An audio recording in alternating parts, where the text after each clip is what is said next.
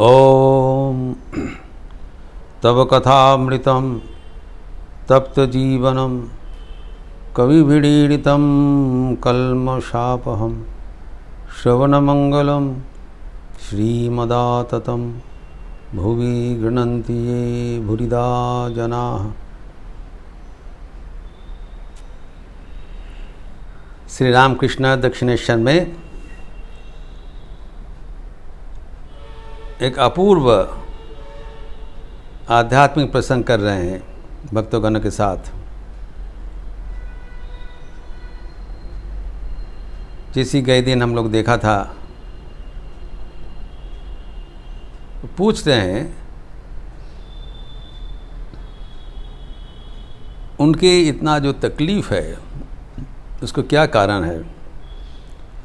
पहले अवतार का काम बहुत आसानी था,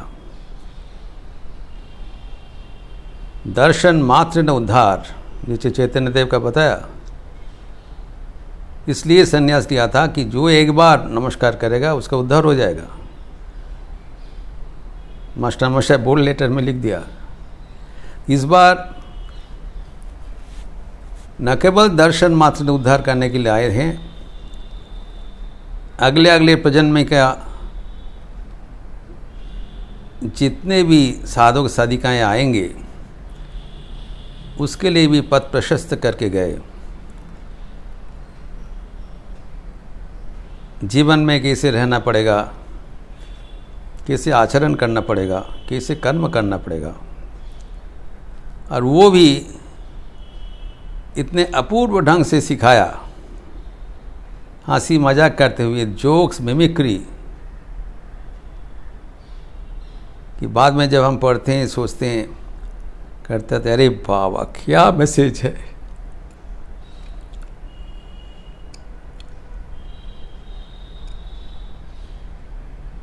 तो 3 उदाहरण दिया, जिसमें से 2 उदाहरण हम लोग चर्चा कर चुके थे। एक है नाचने वाली का, जो नाचते समय उससे अधिक दूसरा कोई उद्देश्य से नियुक्त हो गए, एज इफ हर नृत्य कीर्तन गैर है। She is interested in doing something else. That is not her primary aim. जो कि हम लोग देखे थे, हमारे कर्म का जो असफल्य है, इसका ये कारण है। We cannot devote our entire attention to the work at hand. दूसरा उदाहरण दिया है, we are unable to do work one at a time. इसका चर्चा हम लोग शुरुआत किया था। उदाहरण से दिया था, गंगा स्नान करने में गया है, तो गंगा स्नान करने के समय भगवान का नाम लेना चाहिए। भगवान का नाम लेने के बजाय गप जोड़ दिया। हमें याद रखना चाहिए, गंगा स्नान कोई बाथरूम स्नान नहीं है। स्नान करने के लिए नहीं गए, सिर्फ एक पावन स्नान है। अपना शरीर मन को पवित्र करने के लिए गए हैं। इसके लिए ये गंगा का महात्म्य याद करना चाहिए। हरिपाद पद्म तरंगिनी रंगी, स्वयं विष्णु का पाद पद्म से निर्गत हुए हैं।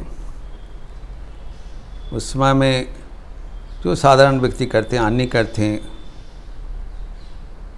अंजलि देते हैं, तर्पण करते हैं, पूजा करते हैं,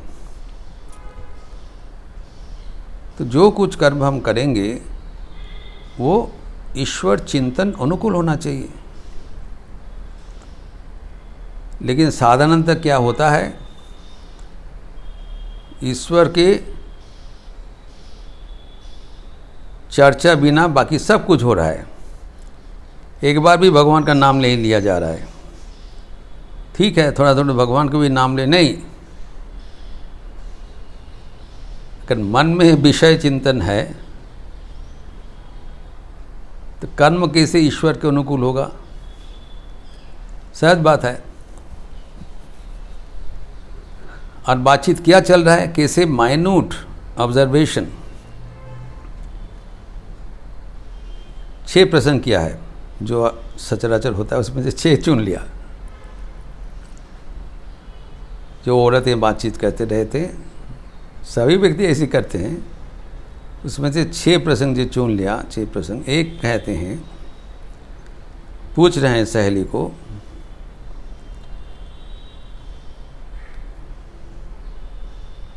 तेरे बेटा को शादी हो गया, क्या जेवर अलंकार मिला? ना, किसी को बेटा को शादी हुआ, उसका जेवर अलंकार कितना मिला, तुम्हारा क्या मतलब है? Will she share her wealth with you? What will you gain by this knowledge? Waste of time, and waste of very precious time. Ganga स्नान के समय ये पावन अवसर चुक जा रहा है, ये हम याद नहीं रखते हैं। इसको कहलाता है पंचतंत्र में अव्यापारेषु व्यापारम। जो हमारा मतलब का कुछ नहीं है उसमें मन लगाना। आधार व्यापारी जहाजेर खपड़े की काज, ठाकुर बोलते हैं। जो आधा का व्यापार करते हैं, ginger merchant, ginger seller, what do you have to do with the movement of the ship? completely अवान्तर है। दूसरा प्रसंग करते हैं, ओमुकेर खूब ब्यामो। छोटा छोटा प्रसंग किया है। कोई व्यक्ति बीमारी में है ना, दुनिया में बीमारी का जितना व्यक्ति है उसमें क्या अंत नहीं है।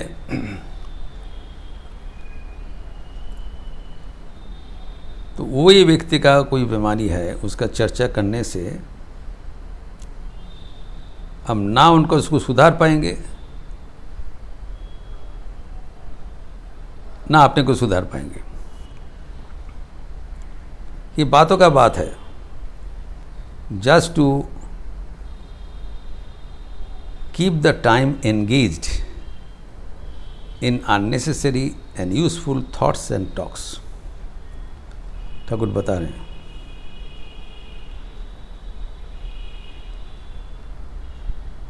तीसरा बताते हैं, वो व्यक्ति कन्या देखने के लिए गया था।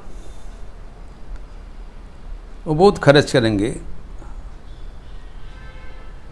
और खूब सादा आह्लाद करबे। He will enjoy to a great extent. तो कन्या का शादी में गया, कन्या को चाहने के लिए गया था। ये स्वाभाविक है, विवाह उत्सव होगा। उसको कल्पना करते हुए हमारे मूल्यवान समय हम क्यों नष्ट करें। ठाकुर इंगित कर रहे हैं, जांच करो जो आप कह रहे हो, जो कर रहे हो, उसके साथ हमारा लक्ष्य का कुछ संयोग है या नहीं।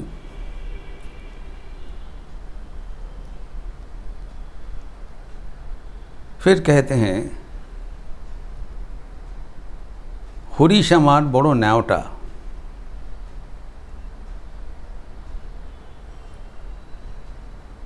आमी छाड़ा एक दंडो थकते पारे ना। किसी की नारी का कोई व्यक्ति, कोई छोटा बच्चा उनका को प्रिय है। हरीश मतलब अपना कुछ नहीं है कि किसी को रिश्तेदार का होगा। उनके साथ इनका कुछ प्यार का संपर्क है और इनका चिंतन हो गया वो लड़का उनका सिवा एक पल भी रह नहीं पाएंगे। अर्थात ये छोटा लड़का उनका जीवन का प्रधान अवलंबन and Pradhan source of attraction and attention हो गया। कितना मूर्खता है, जिसके साथ तुम्हारा कोई संयोग नहीं है, तुम्हारा संयोग है श्री भगवान के साथ, वही तुम्हारा अपना प्रियजन है, बाकी सब अनित्य है। ये सोचना जो व्यक्ति हमारे सिवा नहीं रह पाएंगे और ये भी सोचना मैं उनके सिवा नहीं रह पाएंगे, दोनों ही गलत है।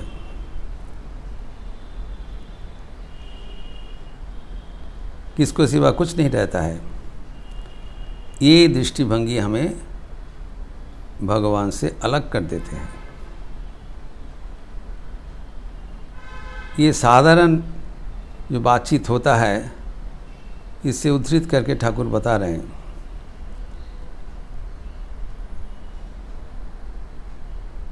और भी कह रहे हैं हमारे इतना बिल आर माँ हमारा तो दिन देरी হলো ওর মেয়ের পাকা দেখা, সেজন্য ব্যস্ত ছিলাম, আসতে পারিনি। बहुत दिन बाद गंगा स्नान में आए हैं और विलम्ब का क्या कारण है? किसी को घर में दिखू आए थे और शादी का पक्का बातचीत हो रहा था, इसी कारण उन लोग व्यस्त थे, मैं भी व्यस्त हो गया। अब व्यापार शुभ व्यापार। So you have to identify what is the scope and purview of our duties and responsibilities. इसे नाना प्रकार का चर्चा हो रहे थे। Is anything relevant to our life or to our goal of life? We are unaware. We are not conscious. We have distributed our mind to so many areas, so we are not able to concentrate in anything.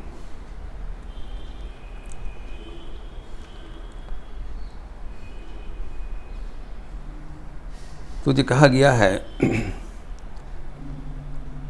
Thakur कहते थे बन सरषेर पुटुली, सरसों का थली है, सरसों का थली से अगर वो सरसों का दाना इधर उधर बिखर जाए तब उसको इकट्ठा करना बहुत कठिन है।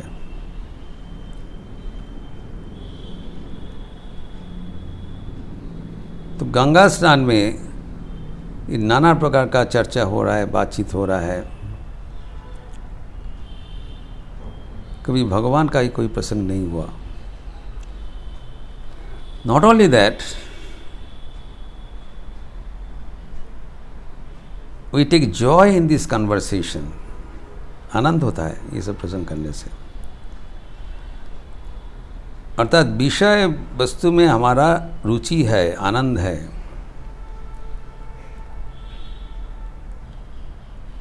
हम बातों से कह रहे हैं, ओनली फॉर वर्बली वी से वी वांट गॉड, ईश्वर का प्रसंग हमें चाहिए, ईश्वर को चाहिए, लेकिन मन विषय चाहता है। We are befooling ourselves. जो अपना मन को अगर अपने लक्ष्य पर नियोजित नहीं करेंगे तो जीवन व्यर्थ हो जाएगा। ये ठाकुर का संदेश है। तो तीनों ओर से देखा जाए, ठाकुर हमें कर्म किससे करना पड़ेगा सिखा रहे हैं। एक, जब कोई भी कर्म करेंगे सिर्फ उसके पर ध्यान देना चाहिए अगर कीर्तन करने जाए हो, सिर्फ कीर्तन के ऊपर ध्यान दो, दूसरा विषय पर तुम्हारा मन इधर उधर भगाना ठीक नहीं है, कीर्तन होगा नहीं। You'll make a fun of yourself। जैसे कीर्तनिया सब आपको हंसा रहे। दूसरा, जब एक धर्माचरण करने के लिए गंगा स्नान में गए हो, तब ये सब आलतू फालतू प्रसंग वर्जनीय है। हम क्यों करेंगे? ठाकुर कहते हैं, देखो तो भगवान नाम कर लो ना गंगा स्नान समय। एक किशव गल्प को पहले तो गप करना ही उचित नहीं है। जो समय कम समय है, जिस पर्पस से गए हैं उसका समाधान करें।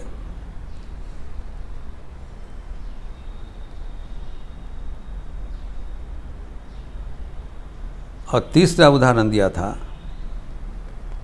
जब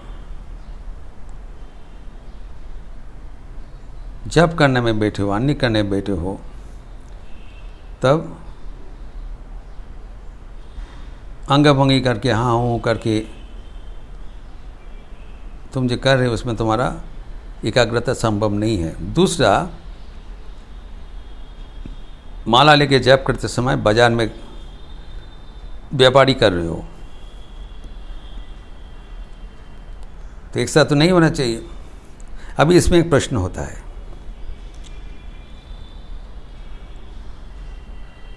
जब हम कहते हैं do one work at a time,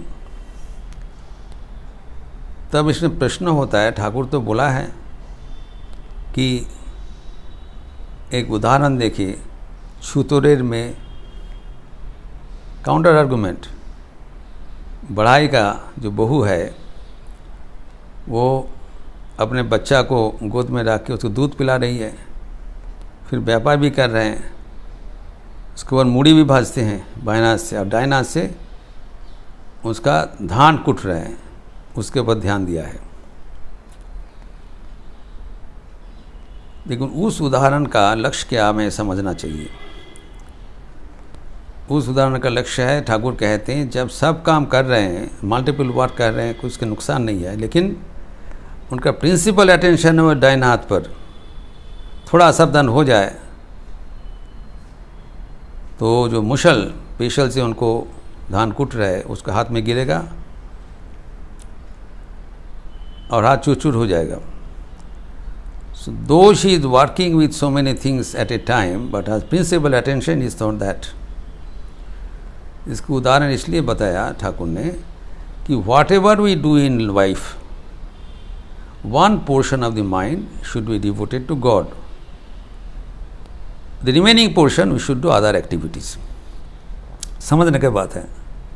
जैसे दूसरा उदाहरण दिया है, नष्टा स्त्री जरनामेव, जो उपपति के ऊपर इनके मन पड़े हुए हैं, लेकिन संसार में सभी कर्म जो जैसे करना है सुनिपुण रूप से कर रहे हैं, ये बात है। मन का एकांश भगवान के प्रति है, बाकी अंश से संसार का कर्म कर रहे हैं। लेकिन ये देख लीजिए, संसार का जब कर्म कर रहे हैं, then she is doing one work at a time. जब पति को सेवा कर रहा है, पति को ही सेवा कर रही है। जब सास को कुछ सेवा कर रहे हैं, तब सास को एक साथ दोनों काम नहीं कर रहे हैं। लेकिन हम लोग क्या कर रहे हैं, ना बाजार कर पा रहे हैं, ना जब कर पा रहे हैं। ये संभव है? दिखावटी के लिए जब कर रहे हैं, एक दिखाना पड़ेगा, जब माला लेके इतना समय रहना पड़ेगा। আমি কার তরে দিই আপনা বিকায় উপদে তুলে মিখাই। আমি সবারই শিখাই কত নীতি কথা, নিজেরই শুধু শিখাই নি। আমি সকল কাজের পাই এ সময়, তোমারে ডাকিতে পাইনি। আমি চাহি নানা রূপ সুখ সম্মিলন, তব সঙ্গ সুখ চাই না। हम अपने को चारों ओर बेच दिया, we are sold out, bankrupt हो गया। किसका बेटी का शादी, किसका बीमारी, किसका बहू, इनका बहू ससुराल से लौटे कि नहीं, कोई ससुराल में गया है पूछ रहे हैं, वो सोचू पड़े थे कि फिरे से, सब चारों ओर मन को बिखेर दिया। उस मन से ना गंगा स्नान होगा और न जो इंक्वायरी कर रहे वो भी होगा।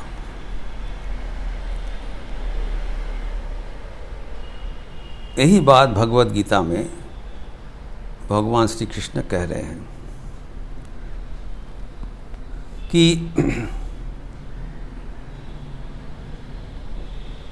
हमारे जो कर्म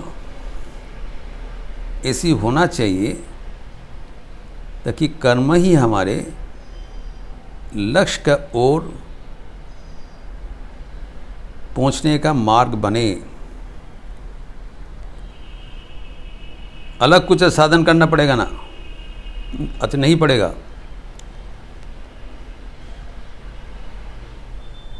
द्वितीय अध्याय का 50वां श्लोक में बोल रहे हैं, Bhagavad Gita verse 2 chapter 2 verse 50, बुद्धि युक्तो जहाति है उभे सुकृत दुष्कृते ततो योगाय युज्यस्य योग कर्मसु कौशलम।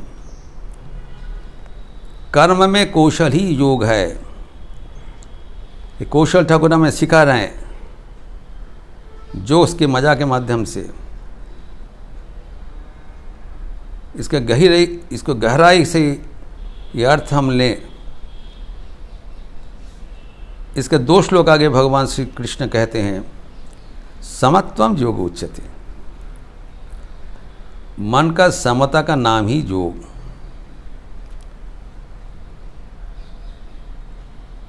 पतंजलि योग सूत्र में कहा गया है, 3 सूत्र, योग चित्तवृत्ति निरोध, मन को शांत करने का नाम ही योग है। वही बताया भगवद गीता में।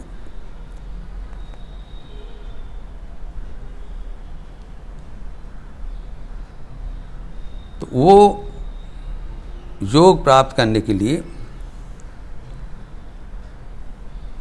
आप नाना प्रकार का साधन भजन भी कर सकते हो, नहीं तो सही रूप से कर्म कर सकते हो। यही कर्म योग है। तो उसमें क्या करना है, कर्म करते समय तुम्हारा मन अगर शांत समाहित रहे, इस समता रूप मन से अगर आप कर्म कर पाओगे, तब क्या होगा, कर्म तुम्हारा बंधन का कारण नहीं होगा और फलाशक्ति से तुम हट जाओगे, फल कामना भी नहीं रहेगा। समत्व बुद्धि से कर्म करने का नाम ही कर्म योग, कर्म कुशलता। कर्म कुशल तभी होगा जब हम ये 3 चीज याद रखेंगे, एक साथ एक ही कर्म करें एवं मन को चारों ओर जो बिखरे हुए हैं उनसे कलेक्ट करें। You have to recollect the mind, जिसको प्रत्याहार कहलाता है।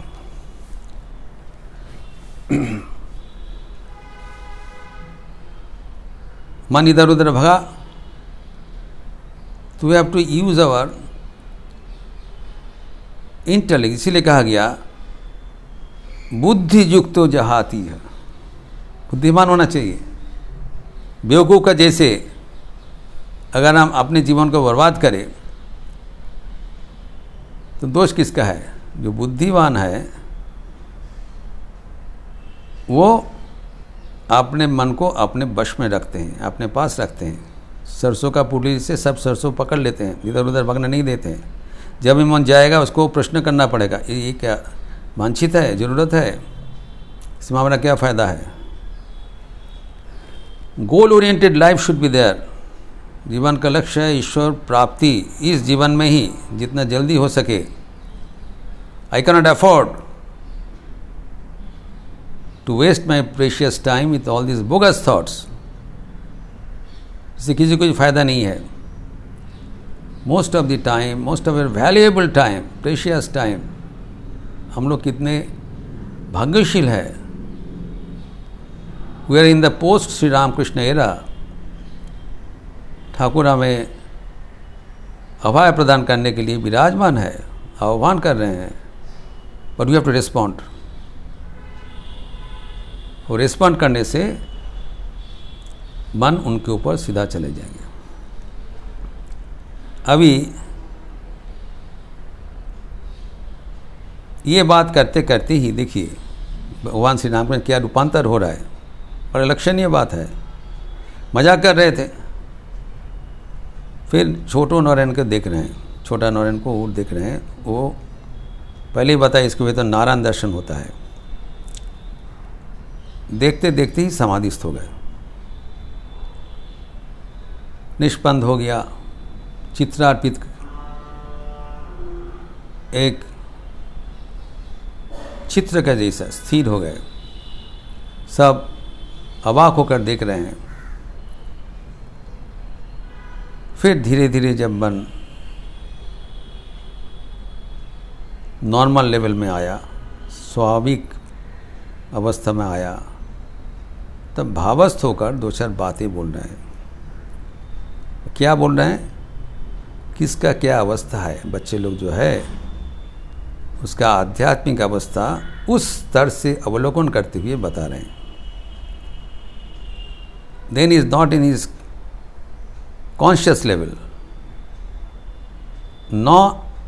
Nor in any super conscious level. समाधि अवस्था में नहीं है। समाधि अवस्था में वो बातचीत करने में असमर्थ होंगे, और जागृत अवस्था में जागतिक बातचीत के लिए उसका मन है, तो बीच में रहेंगे सेमी सुपर कॉन्शियस। उस अवस्था में अर्ध अति चेतन,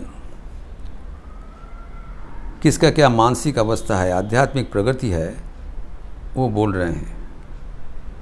इसका विस्तार हम अगले दिन करेंगे।